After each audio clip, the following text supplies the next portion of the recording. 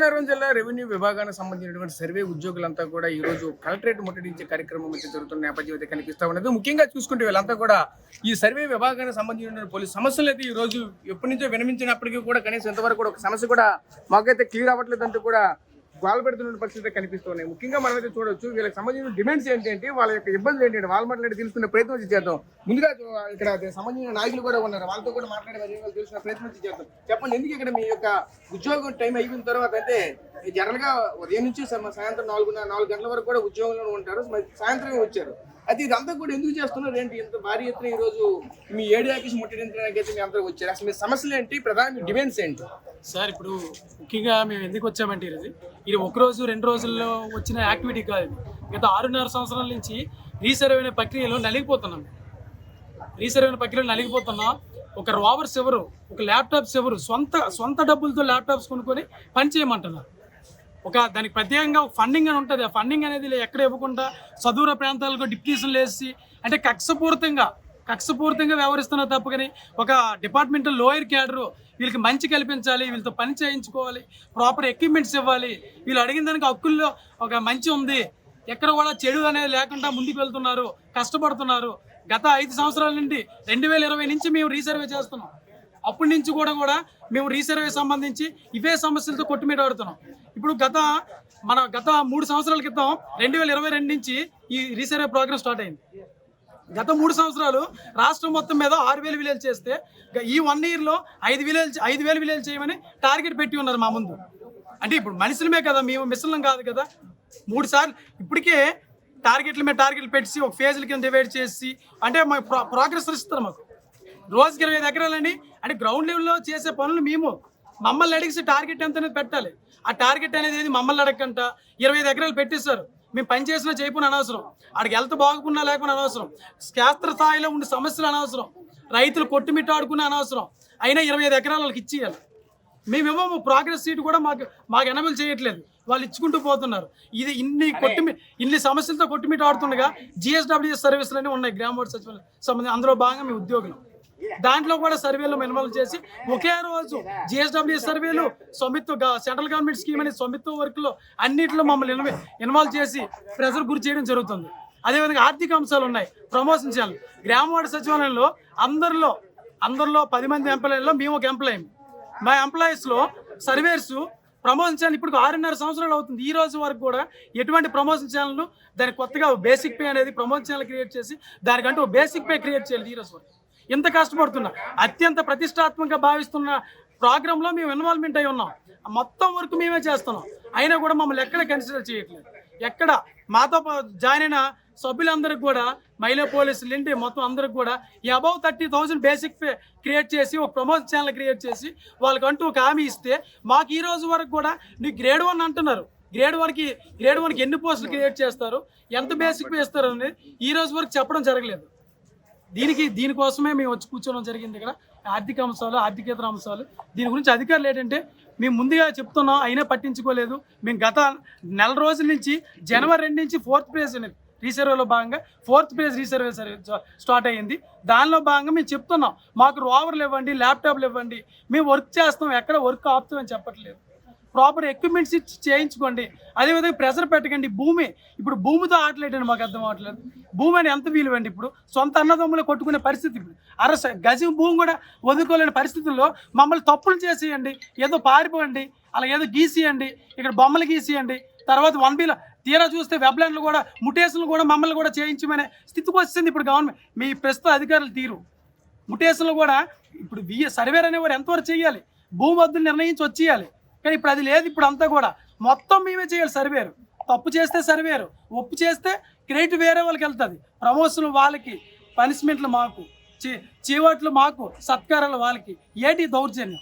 దీని గురించి మేము ఈరోజు అలసిపోయి చాలా రోజుల నుంచి నలిగిపోయి కూర్చోవడం జరిగిందండి. ఓకే, మీరు చెప్పండి, నాయకుడిగా ఏం చెప్తారు? అందరి తరపున మీరు మాట్లాడుతున్నారు, అసలు ఏం జరుగుతుంది ఏంటి, ప్రజెంట్ డిమాండ్స్ ఏంటి? ముఖ్యంగా చూస్తే ప్రభుత్వం నుంచి కొన్ని ఎక్విప్మెంట్స్ ఏవి కూడా మీకు ఇవ్వలేదని కూడా చెప్తున్నారు. ఇంకా ఈ ప్రధాన సమస్యలు ఇంకేం ఉన్నాయండి? సార్, ముఖ్యంగా ఏంటంటే ఇప్పుడు ప్రభుత్వం ప్రతిష్టాత్మకంగా తీసుకొని భూముల రీసర్వే అనేది చేస్తుంది. ఈ భూముల రీసర్వేలో గ్రౌండ్ లెవెల్లో ఒక్క విలేజ్ సర్వేయర్ మాత్రమే పనిచేస్తారు. మిగిలిన వాళ్ళందరూ కేవలం సూపర్వైజింగ్ కేటగిరీ చేసి ఒక్కరిని మానసిక క్షోభకైతే మాత్రం అందరు అధికారులు, మా పై ఉన్న అధికారులు అయితే మాత్రం విలేజ్ సర్వేని నీచాతి నీచంగా చూసిన పరిస్థితి అయితే ప్రజెంట్ అయితే ఉంది. ఏంటంటే మాకు ఏ సమస్య వచ్చినా కేవలం మాకు పని చెప్పడానికి మాత్రమే ఉన్నారు, కానీ మాకు ఎటువంటివి కూడా సమస్యలు ఉన్నాయని చెప్పినా సరే సమస్యలు ఎవరిని పట్టించుకునే స్థితిలో లేరు. నెక్స్ట్ ఏంటంటే ఇప్పుడు కొత్త ప్రభుత్వం వచ్చిన తర్వాత కూడా అది యొక్క అంటే లాస్ట్ గవర్నమెంట్ జరిగిన రీసర్వే కొనసాగించాలని నిర్ణయం తీసుకున్నారు. అది వచ్చిన తర్వాత కూడా ఇప్పుడు అందరూ ఏడ్ చేస్తారు, అదే పాత పద్ధతిలో అదే పాత ధోరణిలో జరుగుతుంది తప్ప ఎక్కడ క్వాలిటీ ఆఫ్ వర్క్ అయితే మాతోనైతే అధికారులు చేయించలేదు. మీ యొక్క మీడియా ద్వారా ప్రభుత్వానికి మేము తెలియజేయాల్సింది ఏంటంటే, సార్ అక్కడ మీకు పైన తెలియజేస్తుంది వేరు, ఇక్కడ గ్రౌండ్ లెవెల్లో జరుగుతుంది వేరు.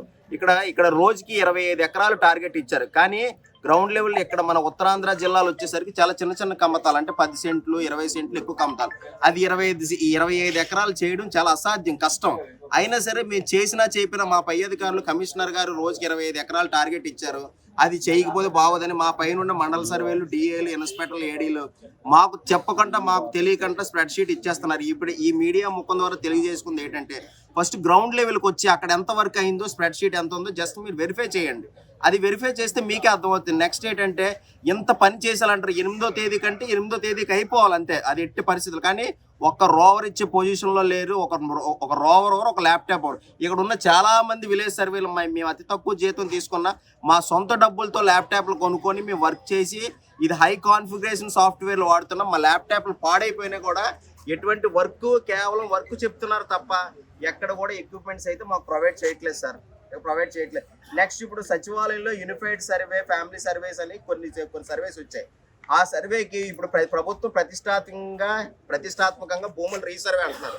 సరే ఇటుపక్క భూముల రీసర్వే చేస్తూ మేము అటుపక్క ఈ ఇంటింటి సర్వేలు మేము ఎలా చేయగలం, మాకు దీని మినహాయింపు ఇవ్వండి, మేము భూముల రీసర్వే చేస్తామని చెప్పేసి మా సర్వే డిపార్ట్మెంట్కి అయితే మేము పలుమార్లు మేము ఇచ్చిన రిప్రజెంటేషన్లు ఇచ్చాము, గూగుల్ మీట్స్ జరుగుతున్నప్పుడు చెప్పాము.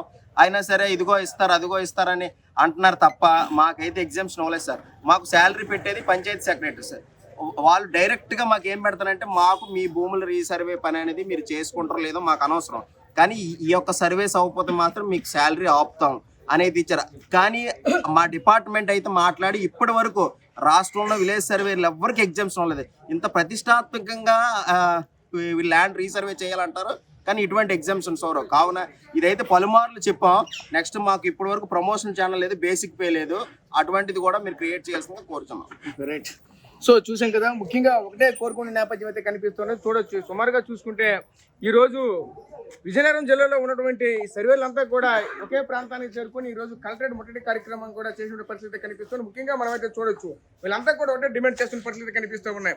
ఏదైతే రాష్ట్ర ప్రభుత్వం ప్రతిష్టాత్మకంగా తీసుకున్నటువంటి ఈ రీసర్వే కార్యక్రమంలో ఎటువంటి అవకతవకలు చేయాలంటే మాకంటూ ఒక టైం ఇవ్వాలి. ఆ టైం ఇస్తే తప్ప మేమైతే ముందుకు వెళ్ళలేని పరిస్థితి కనిపిస్తుంది. ప్రతిరోజు కూడా మా టార్గెట్లు పెట్టి మమ్మల్ని వేధిస్తున్నారంటూ కూడా చెప్పుకునే పరిస్థితి కనిపిస్తూ ఉన్నాయి. అదేవిధంగా గ్రామీణ స్థాయిలో ఏర్పాటు చేయనటువంటి ఏవైతే సచివాలయాలు ఉన్నాయో, సచివాలయంలో ఒక ఉద్యోగం ఉన్నప్పటికీ కూడా మాకు రావాల్సినటువంటి ఎటువంటి ప్రమోషన్లు కానీ రావాల్సిన ఛానల్ కానీ ఏవి కూడా మాకు రాకుండా తీవ్ర ఇబ్బందులు అయితే మేమైతే గురవుతున్నామంటూ కూడా మరొక ఆవేదన వ్యక్తం చేసిన పరిస్థితులు కనిపిస్తూ ఉన్నాయి.